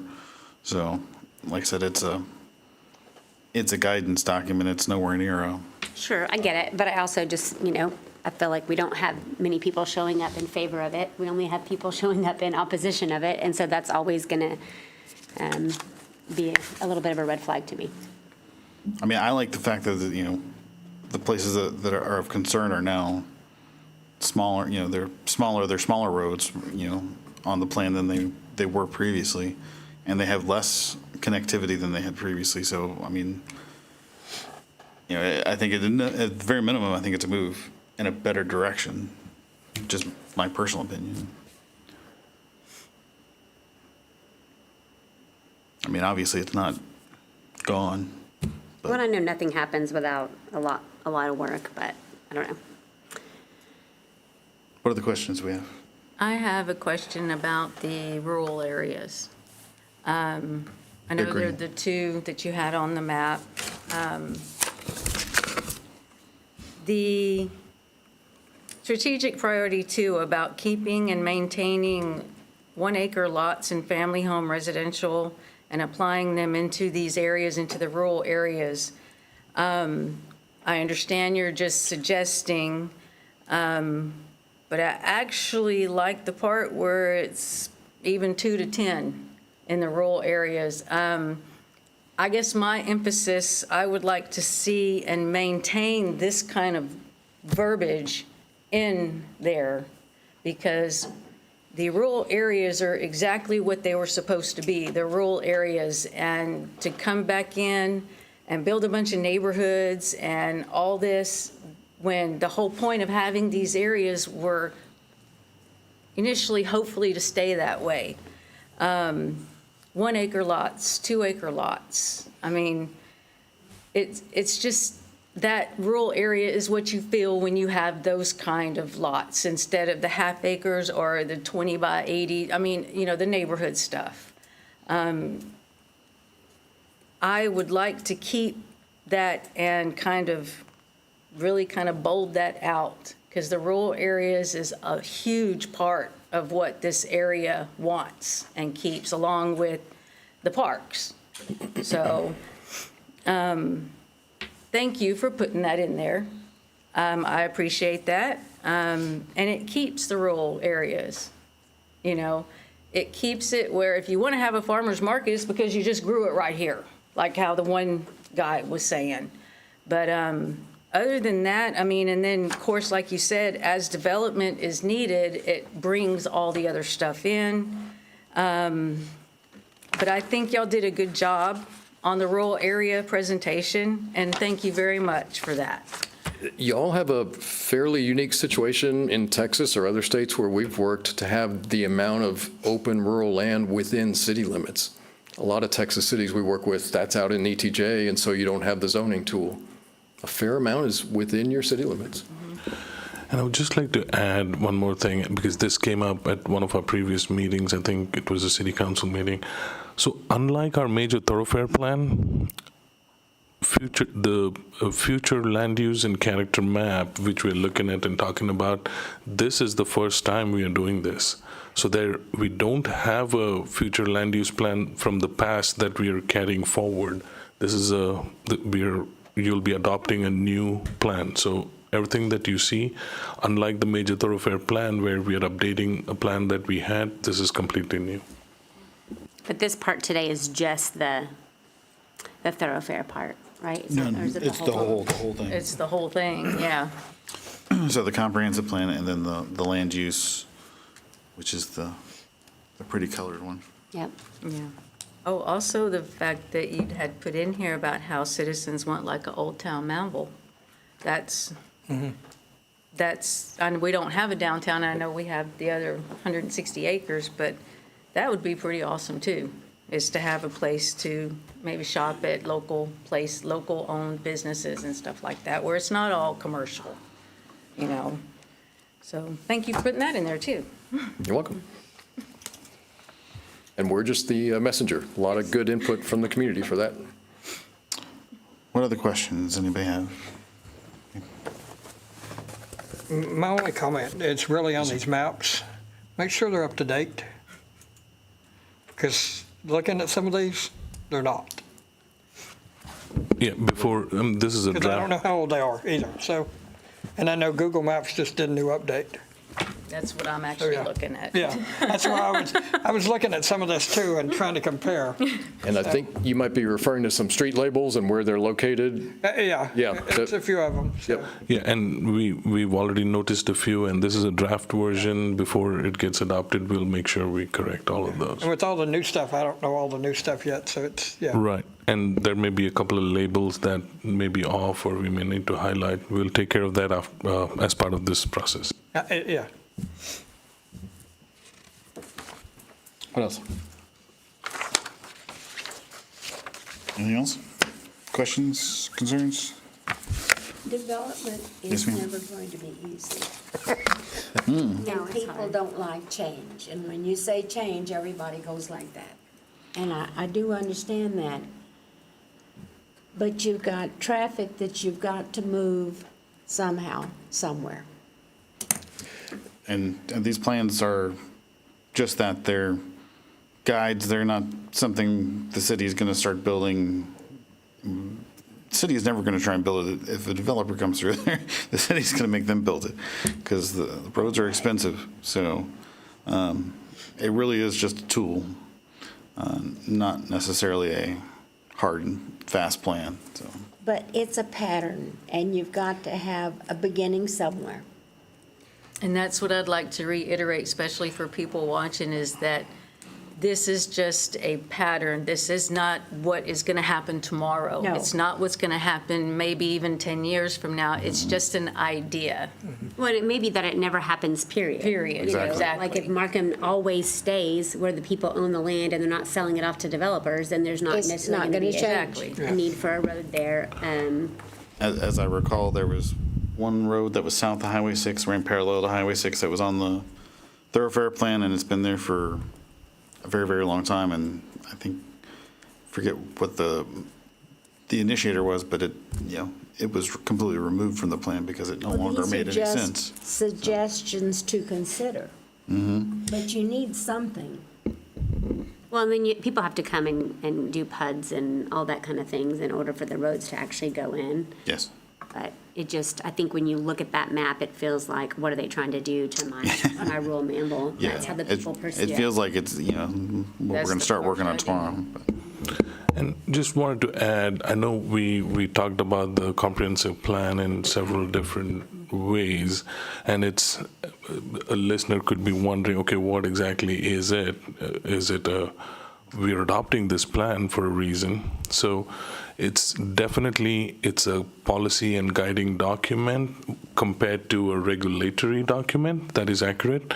But at the same time, keep in mind that this comprehensive plan, the whole plan, is an important document because it becomes the basis for all the decisions we make as a city, as an organization, in terms of development and otherwise.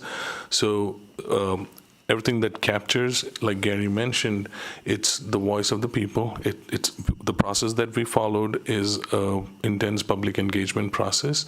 So the plan itself is important. It's not that it's not important. However, the future land use and character map and the major thoroughfare plan is something that we will consider on a day-to-day basis with development proposals and all of that. And there are opportunities for amending pieces in areas of it as time progresses, depending on what changes in our area, what changes market-wise, what changes in terms of the preference of the people and commissions and councils, all of which is reflected through that public hearing process whenever we have these significant development projects that happen. So I want to make sure I clarify that.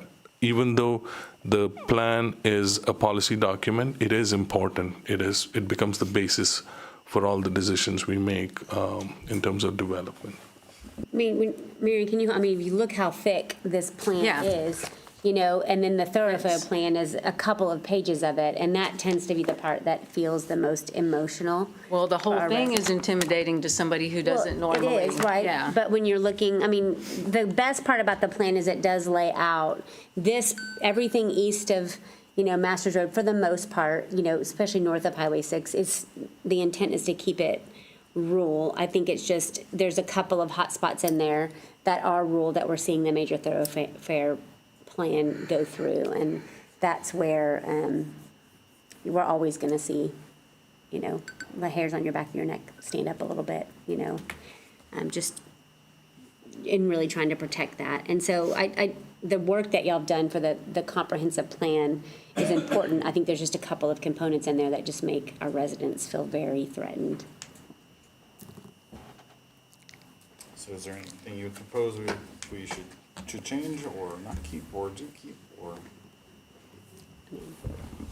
I think the only thing that makes me feel better is knowing that none of these roads, I don't think would get changed unless there's development. I guess maybe Lewis Lane would be a little bit more,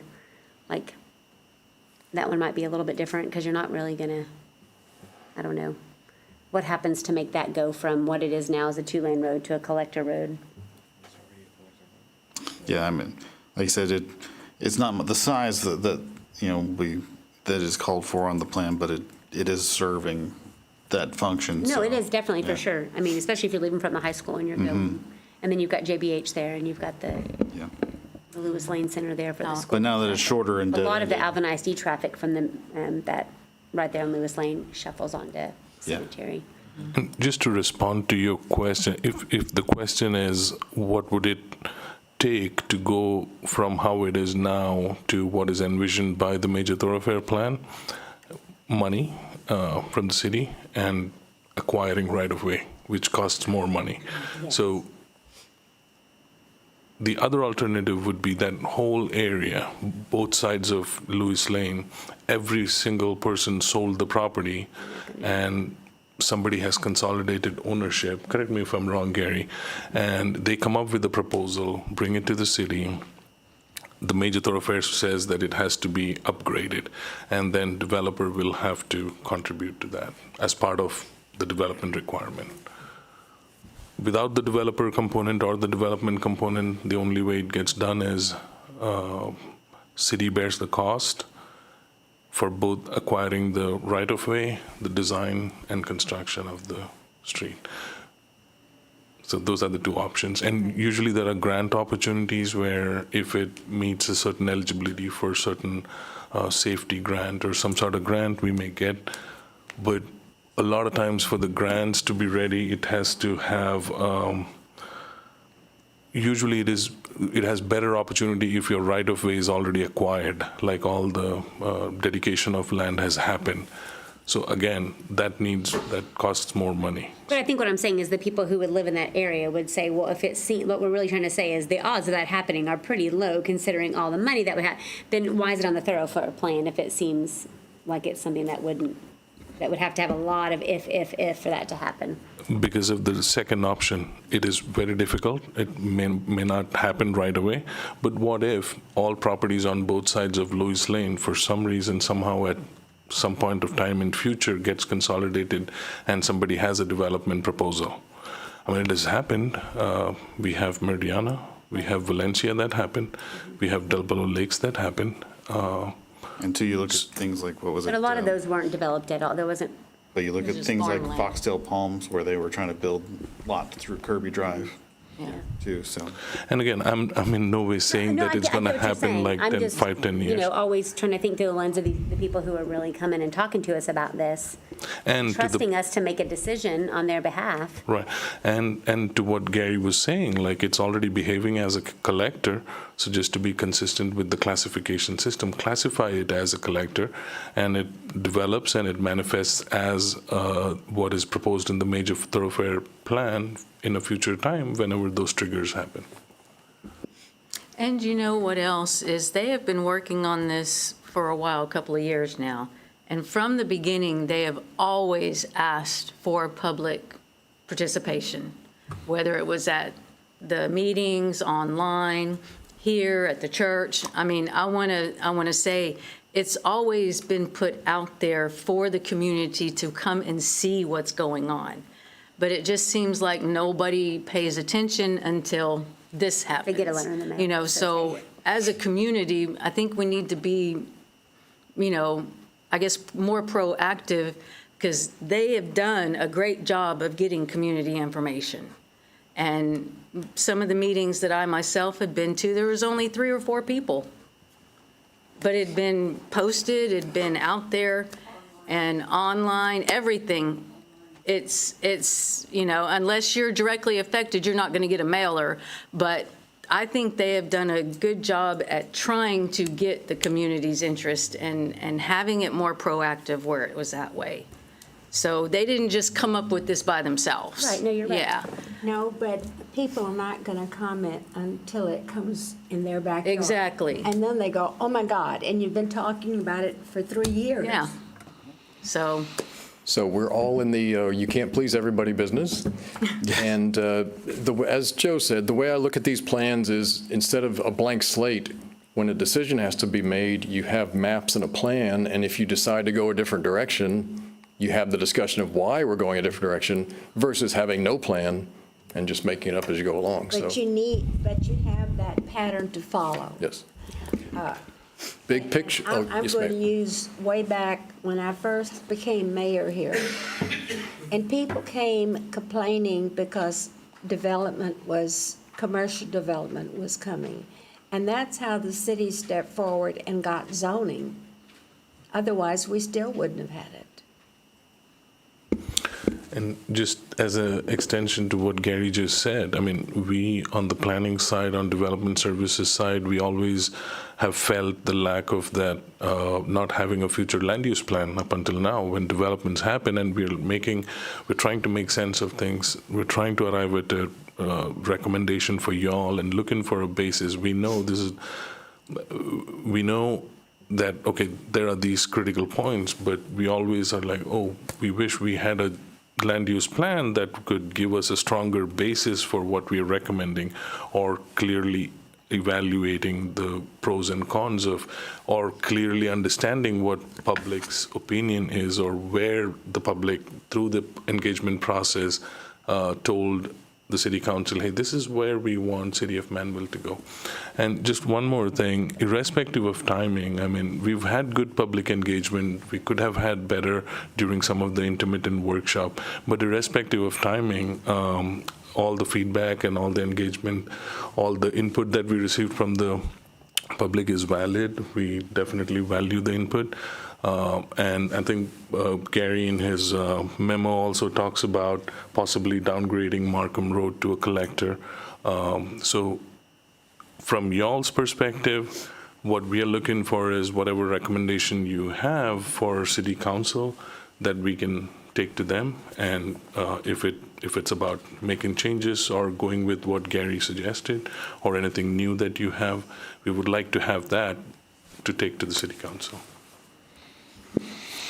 I mean, I think, you know, they've already talked about taking that Markham down to a collector. So, I mean, I think that would be beneficial change to make for that plan, just knowing that, you know, in the way that the plan's going, and then the comprehensive plan, it's saying that this is going to be a rural area, that it might make more sense. Yes. Okay. So are we to the point where we want to make a motion? Or is there more questions? So we want to make a motion to recommend approval with the change of taking Markham down to a collector road? So move. I will make it. You say it, I make it. All those in favor then? You need a second. Oh, We were the second. Oh, okay. Yeah. All those in favor, I'm sorry, one more time. Okay. Just wanted to make sure we did it right. Okay, motion passes 6-0 with the one change. Yes. Okay, Moving on on down. to the fun ones. Consideration and possible action to direct staff to provide applicants written statements of the conditions for any conditional approvals, the reasons for disapproval of any plans or plats that were not approved per Texas Local Government Code 212.0091. Make a motion to approve. Motion to approve. Second, all those in favor? Motion passes 6-0. And just for your benefit, that's one of our cleanup items that we've added in recent years. Development Services Staff Update. Sorry, say again? No, I was thinking, we don't do that already? Yeah, yeah. It's we're supposed to provide a report, so that's our direction to staff to provide the report. So, okay, and then the Development Services Update. The biggest update is that y'all made a motion on the comprehensive master plan update. So we're one step closer to it being adopted. We really appreciate y'all's involvement throughout the process. It's been great feedback and input.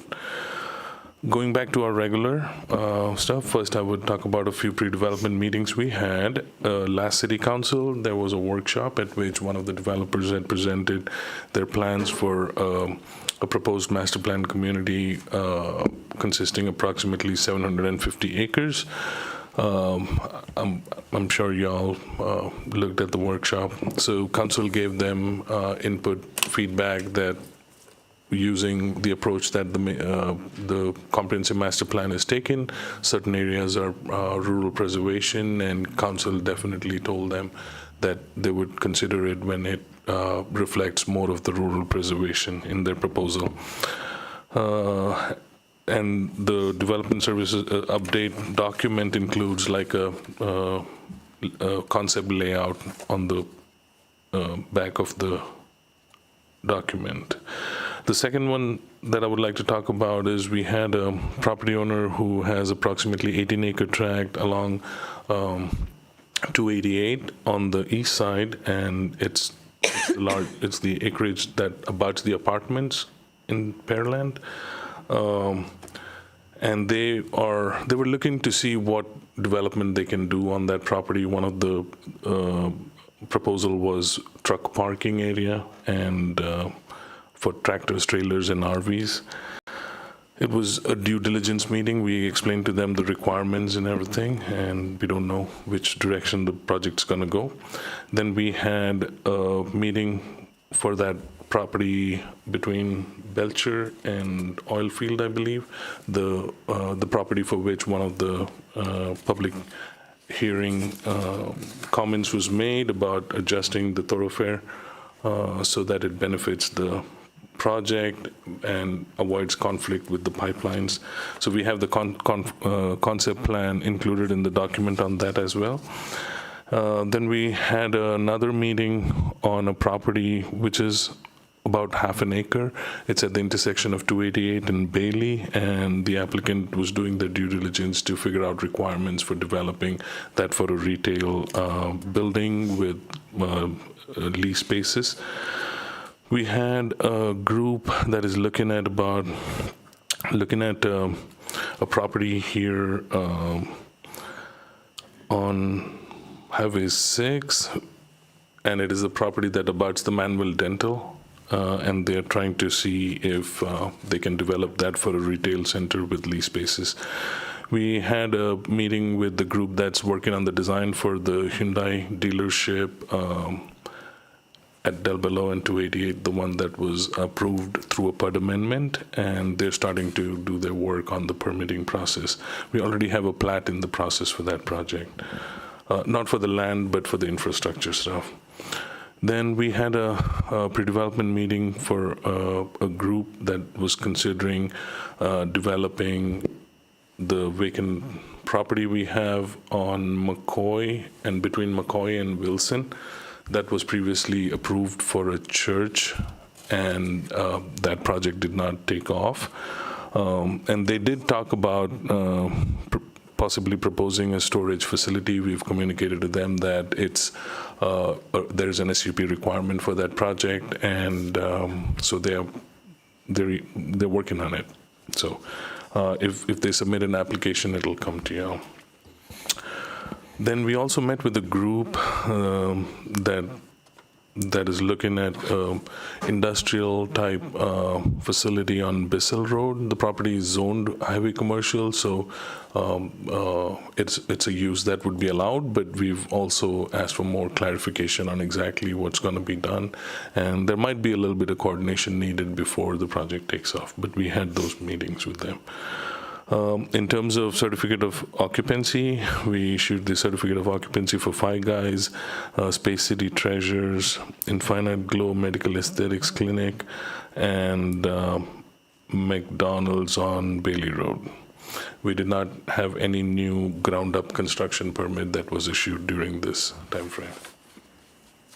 I have a question.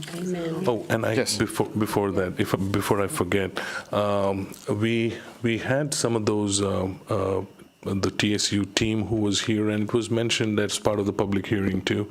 So it's a group of master's students who, as part of their studio project, is looking at parks in Manvel and trying to engage with the public to get more information to see what people would like to be for these parks to be developed for, the amenities and stuff.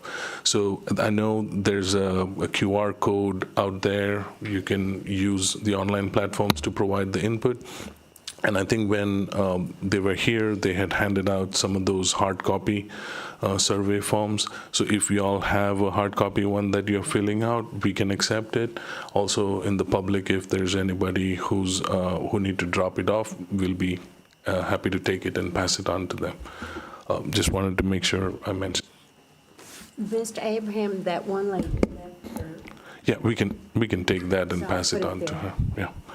Sorry, you had a question. So the dealership is going to be a Hyundai dealership?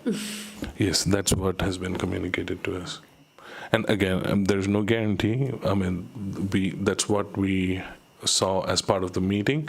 And sometimes things change later on, but a lot of time it stays that way. Thank you. I mean, we're getting a lot of burger joints. Is there anything We have to maybe do coming McDonald's on a like we did the sit-down gas restaurant? stations. I mean, just reading How many Five Guys and another McDonald's, I mean, We don't need another one. Well, that The people McDonald's has said- been. I mean, it's in the outrageous, ETJ, yeah. but still, Yeah, but it's- they've been building it for the past 6 yeah. months. But I just wonder if there's anything maybe coming for sit-down restaurants or. We're working on it. Would be We nice. try. I think we've mentioned it a couple of To the times in the west past. of the Manvel Town Center and that shopping center that they're trying to do some sit-down places. Yes, but And there's some places platted over there in the Manvel Town Center, I think, that are like supposed to be for more sit-down restaurants. They just haven't really been built yet, right? Correct. I mean, there's been discussions, and these deals have to go through. I mean, nothing's in our control. Developers have to do it. As things happen, we just You build report it. Yeah. And in the past, we've mentioned some of the pre-development meetings where some of the projects were discussed. So there's a lot of factors that come into play which result in some of these new types of businesses coming in. Anything else before we move on? Okay. Okay. Let's go ahead and combine GH and I then. Consideration and possible action to appoint a Planning Development and Zoning Commission Chair, Vice Chair, and Secretary. who wants it? I nominate that we keep the three people that we have are doing a fabulous job. I'll second that. Bring in the bus. You don't want it? No. Or we have a new guy. He's like, are you kidding me? Our meetings never last this long. We just wanted to welcome you, make sure you feel very welcome today. And we missed our last meeting, so. Okay, well, I made the motion. You make a motion, second? I second. Second, all those in favor then? Motion passes unanimously, 6-0. Amen. One final, Congratulations. oh, thank you. One final motion, if I could, please, that always passes Motion to unanimously. adjourn. Second. All those in favor? Yay, 6-0. We're going to fight over that one this week for sure. Yes. Okay, thank you, everybody, for coming tonight. Everybody for watching online, too. Really appreciate having the input and just